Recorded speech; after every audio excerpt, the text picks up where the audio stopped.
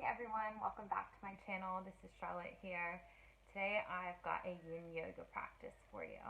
So if you haven't heard of Yin Yoga or taken a Yin Yoga class, it's really different from the other videos I've posted because it's all about slowing down. So usually in a full-length class, you'll hold the poses for about 3 to 5 minutes. This is a shorter class, so we're going to hold them for about 2 minutes. The reason that you do that is because you get a lot deeper into the muscles, into the fascia of the body, so you get a really nice deep stretch. So it's great if you've got tight muscles or you don't make time to stretch enough. The other thing that's really great about Yin Yoga is that it really helps just slow down with grounding. You know, we're all so busy in our lives. A lot of people, get value out of being busy and doing, but we also need to balance that out. So this is something that I struggle making time to do, but every time I actually, do make the time to practice Yin Yoga, I feel so much better in my body. I feel grounded, I feel calmer, and I really hope that you have this experience after practicing this video as well. So we'll go ahead and get started. Hope you enjoy.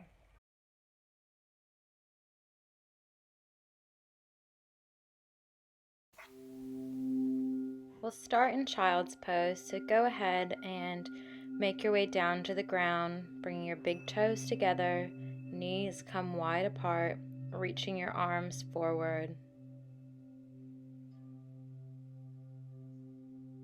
Letting your forehead rest on the ground.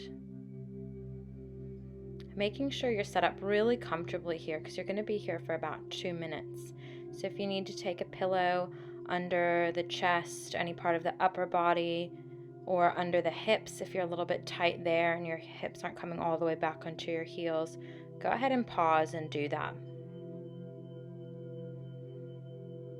You should feel a stretch and feel your body opening, but you should also feel like you can be in this pose for a few minutes comfortably. Once you're settled in, begin to find your breath. Notice how you're naturally breathing into the body. And then start coming into your yogic breath. Inhaling through the nose as you fill up the low belly. You may feel the back ribs expand here. Exhale through the nose to release all the air out.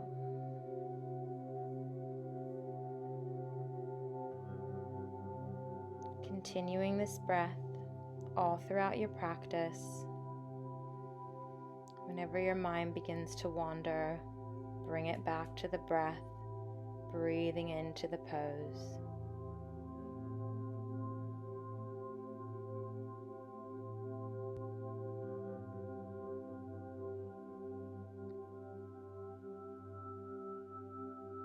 Taking one more deep breath in this pose. And then gently start to come up. So just moving slowly here. We don't need to rush anything in Yin Yoga. Take your time. Bringing the upper body up, maybe rolling the shoulders out. And then when you're ready, go ahead and sit with your hips on the ground, the feet right out in front of you. We'll come into our next pose. So flexing the toes, reaching the arms up. We're just going to fold over those legs. So bring the upper body forward with the chest lifted, and let the hands fall wherever they naturally can reach. So that might be your feet, it might be your calves or your knees. And if you're really tight in the hamstrings, go ahead and bring a pillow under the knees so you're not overstretching here. You can also bring that pillow under the upper body to rest on. Again, you want to get nice and comfortable here. Once you are, just settle down into that pose. Come into the breath. This is a great posture for opening up the back of the legs, the hamstrings, and also opening up the whole back body through the low back, even the neck. Just letting that body release over those legs. trying not to round forward too much. So try to keep that heart facing forward, the shoulders open. Come back to your deep breath in and out through the nose. Filling up the low belly with each inhale. And letting the belly release and draw in with each exhale.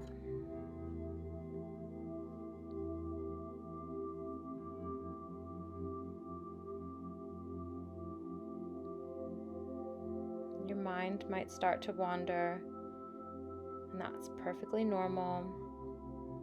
Just let any thoughts go and come back to your pose, back to the breath, keeping your attention right on your mat.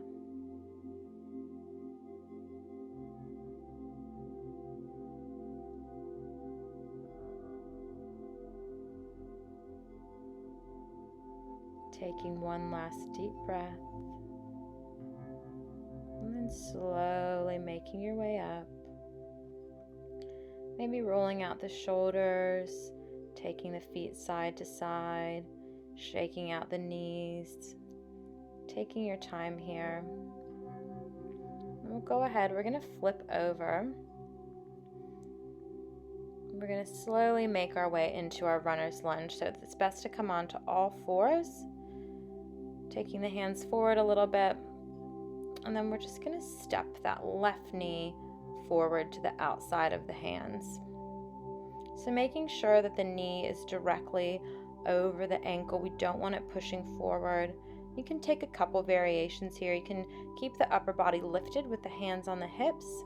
You can take the hands onto a block if you need. If you just need a little bit of assistance keeping that upper body up, you can come down onto the hands, or if you're really flexible in your hips, you might even be able to come all the way down to the elbows. Wherever you are, let the body sink in and just surrender into the pose. Not tensing up any other part of the body, making sure you don't have any tension in that neck and shoulder.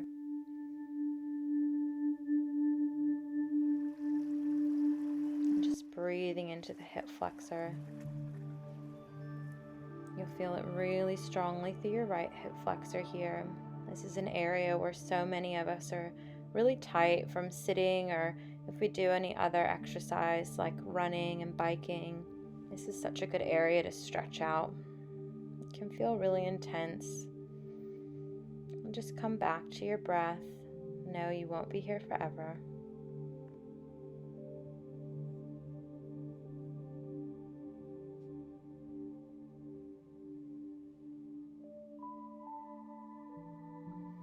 You can stay right here for the duration of the pose, or if you'd like to take it into a different variation, into lizard, you can bring the left foot out slightly, come onto the outside, the knife edge of that left foot, and drop the knee to the side. You can stay on the hands here, or you can come down to the forearms. You'll feel it really deeply through the outside of that left hip.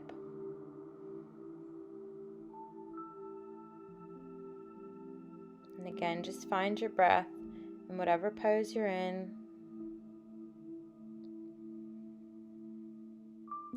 Calm your mind.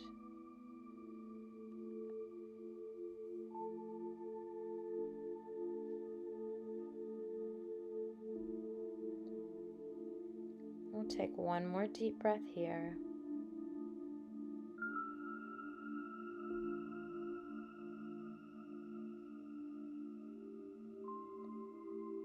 Slowly begin to make our way out of the pose. Just coming back onto the hands, taking that knee back to meet the other on all fours, just taking the hips side to side. Whatever movement feels good to you here to release from that pose. When we're ready, we're going to step the right foot forward and come into the other side, taking that right foot outside of the hands. Again, making sure that the knees stacked over the ankle and not pushing forward. And you might feel different on this side. You might feel that you needed to do a different variation on the other side. but you might be able to go a little bit deeper, or you might need to come up a little bit more onto the hands on this side, and that's perfectly normal. Go where you feel you're going to be comfortable in the pose for the next few minutes. And once you're there, just fully surrender into it. Find that breath. Breathe into any spaces that are really tight.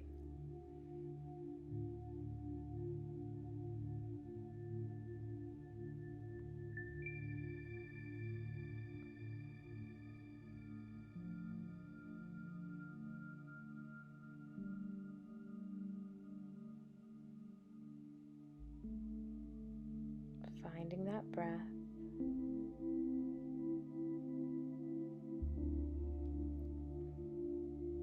And then again, if you'd like to take the last minute or so in this pose in lizard variation, you can. Take the right foot out to the side and drop that knee as you go into the outside of that right foot. You can come down to the forearms or stay up on the hands. Breathing into the outside of that hip.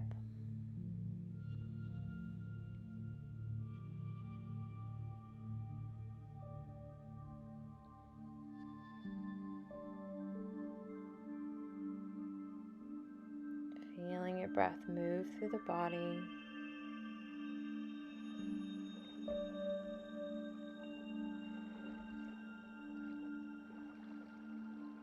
And when you're ready, slowly making your way out of it, coming back up onto the hands, coming onto all fours, just taking any movement that feels good in the body to release that pose.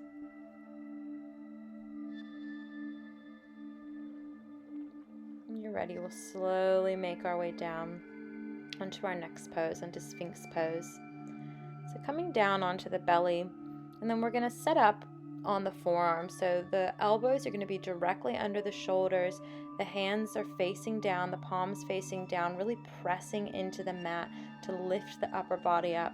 You want the shoulders and the heart open, looking in front of your mat. So you don't want the head cranking up looking at the ceiling. You want a nice neutral spine. So just look forward from your mat here.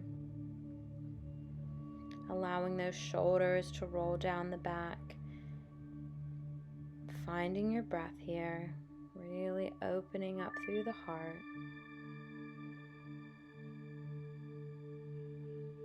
Pressing firmly down through those hands to keep you lifted.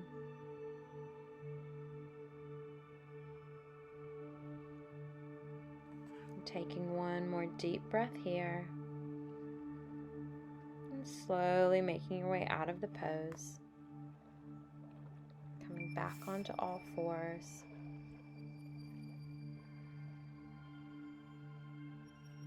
We'll make our way into downward facing dog, opening up here, and getting ready for our next posture.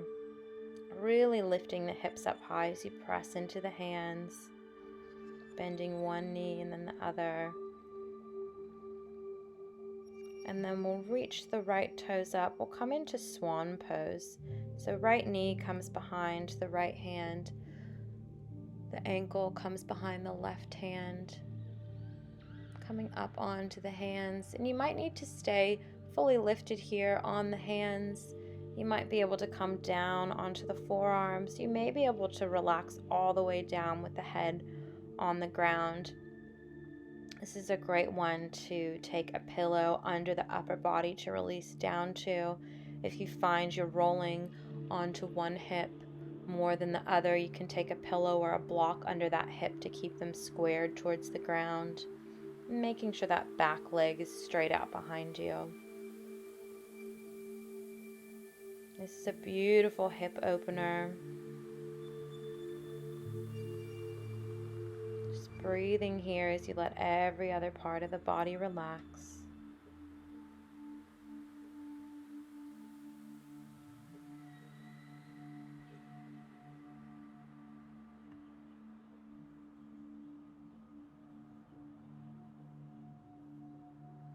If the mind starts to wander, just bring it back to the mat, back to the breath. If you're really struggling with your thoughts going all over the place. Maybe have a mantra that you hold on to. So it can be something that you use with your breath, as simple as be still. Anything you think you might need to hear to keep you present.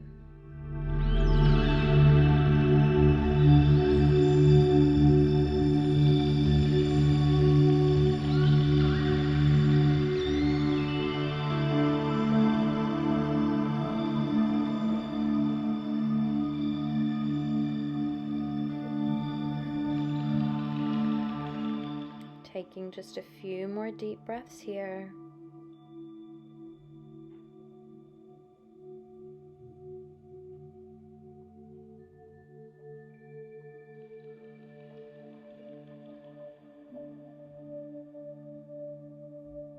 And then slowly making your way out of the pose, coming back onto the hands, pressing yourself up, making your way back in onto your knees, shaking the hips out. Any pose that feels good for you here, and then we'll all meet in down dog. And we'll get ready for the other side. Inhale, left leg goes up. Exhale, left knee comes behind the left hand. The ankle comes behind the right hand. Back leg goes out straight behind. Lifting up onto the hands with the chest lifted, or going down to where you feel comfortable onto the forearms, maybe all the way down onto the belly, or resting onto a pillow. Taking any variation you need here. It doesn't need to be the same as the side before. It's normal to feel much tighter in one side than the other. Surrendering down into whichever pose you choose. And coming back to the breath.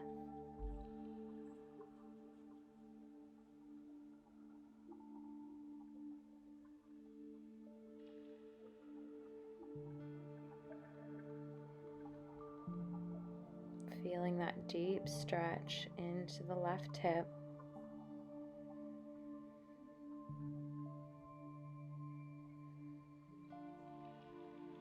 And releasing any thoughts that might be coming up.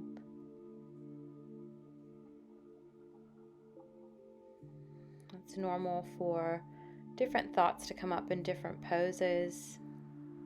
We hold a lot of things in our hips, so this can be a little bit of an emotional pose to be in. If that's the case for you, just allow yourself to feel whatever you're feeling.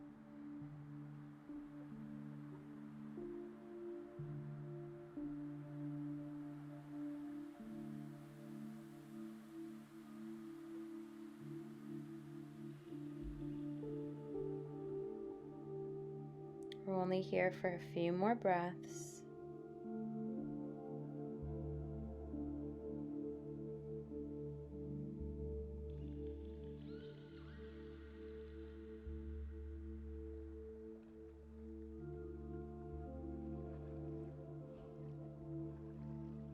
And then slowly make your way out of the pose, coming on to the hands, coming back to the knees, taking any movements that you need in your body.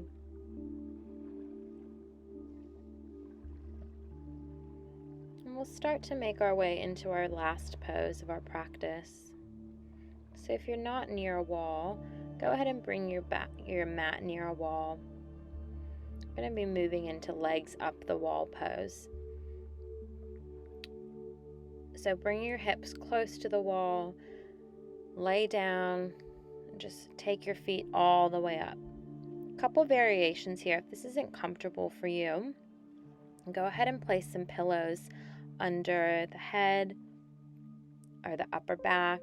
You can take a pillow or a block under the hips to elevate them a little bit more if that feels good. And if it's too intense for you to have your hips right up against the wall with your legs straight up, just bring your body further back so they're less of an incline.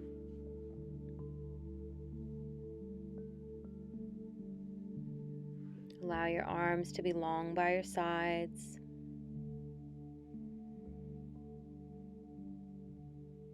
And just breathe and relax into this pose. This is my all-time favorite yoga pose. You get all the beautiful benefits of an inversion, so like a handstand or a headstand, but in a really restorative, gentle way on the back.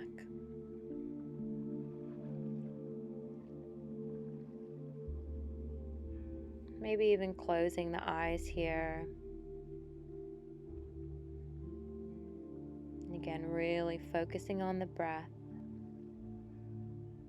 Feeling the air move in and out of the low belly.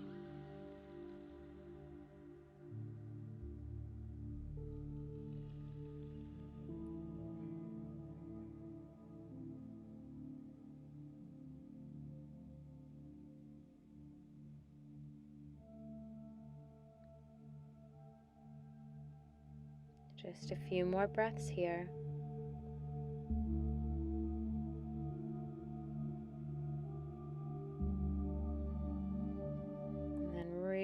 Really slowly and gently, we'll start to make our way out of the pose.